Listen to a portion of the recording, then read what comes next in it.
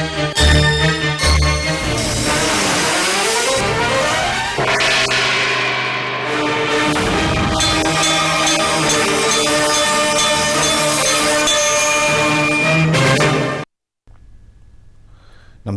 ఘంటారావానికి స్వాగతం. ముందుగా ప్రధానాంశాలు.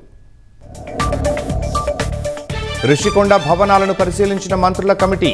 ప్యాలెస్ వినియోగంపై తుది నిర్ణయానికి అవకాశం.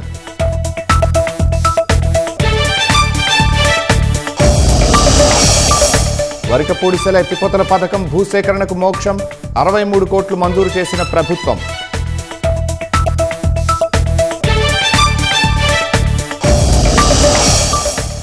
దమ్ముంటే జగన్ డిఎస్సిపై చర్చకు రావాలన్న లోకేష్. ఆరోపణలపై సమాధానం ఇచ్చేందుకు సిద్ధమని స్పష్టీకరణ.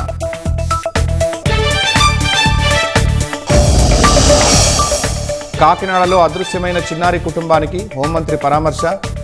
దొరికే వరకు గాలింపు చర్యలు కొనసాగించాలని ఆదేశం.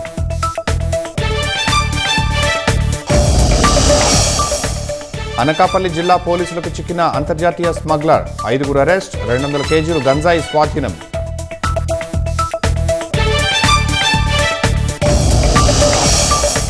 డీల్కు ముందు ఇరాన్కు మరోసారి ట్రంప్ బెదిరింపులు. పద్ధతిగా లేకుంటే మళ్లీ బాంబులేస్తామని హెచ్చరిక.